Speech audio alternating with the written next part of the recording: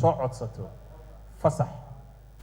fasaxaasi maareeyaha iyo aniga iyo inta kale shaqaalaha ku howla arrintaasi aan u diidna diyaaraddaasi inaan fasax siino diyaaradda iyo kambaniga iskale waxaan siinaynaa fursad ay nooga dacwoon karaan taas oo mar labaad tusaysa maamul wanaag waxaan u sameynaynaa maxkamad sidii kuwii hore oo kale aanan joogto ahayn shaqaale joogto ah ma aha waa 5 qof oo khubaro ah 5taasi qof waxay fariisanayaan markii loo baahdo muhiimna ma aha inay mar kasta fariistaan mararka loo baahdo ayaa hataa communication la sameyn karaa wixii naga soo dacwooday annaga iyo qolada naga soo dacwootay oo dawladda ayaa noo gar qaadi doonaan marka iyagana dhaqaalahooda wuxuu noo saaran yahay lacagta ka soo baxda dawlista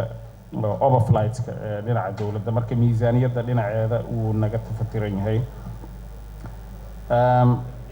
dhinaca wax ka bedelista iyo emailada waa inoo diyaar emailka waan idin siinaynaa adani waa hay'adda dawlista iyo saadaasha hawada sharci hore waa la keenay baarlamaanka akhriska koowaad ayuu maray kadibna wasiirka xilliga joogay ayaa dib u soo ceshay marka sharcigani ahmiyadda uu leeyahay waxa ku tusaysaa wadan kasta diyaarad kasta iyo qof kasta oo yimaado Soomaaliya marka waxa ugu horeeya uu sameynayo wuxuu assessment ku sameynayaa hay'adda dawlista hawada sida maareeyaha uu hore u sheegay diyaaradaha Soomaaliya marka labaad aad bixi doontiin insha Allah taala ama airportka aad u heshiin waqti aad ku booqatiin waxaad arki doontiin in diyaaradaha badido kuwa rakaabka ay ugu badan yihiin ay ku qoran tahay registration code 5 Yankee ay ku qoran tahay oo lagu yaqaan wadanka Kenya si loo soo celiyo 6 Oscarka Soomaaliya ay lahayd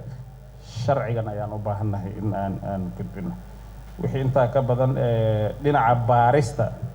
accidents waxaa jira xeer hoosaad arrintaasi mas'uuliyaddeeda qaadayo waxaa jira accidents and investigation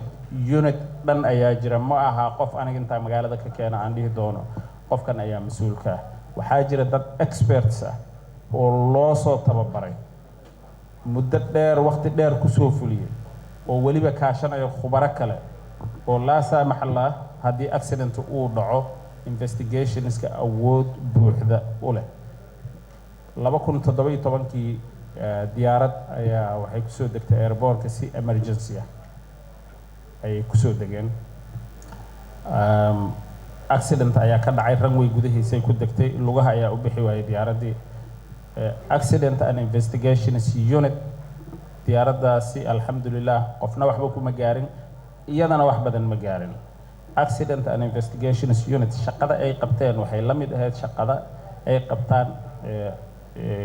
accident and investigations unitska wadamada kale si full ah ay u baareen iyadoon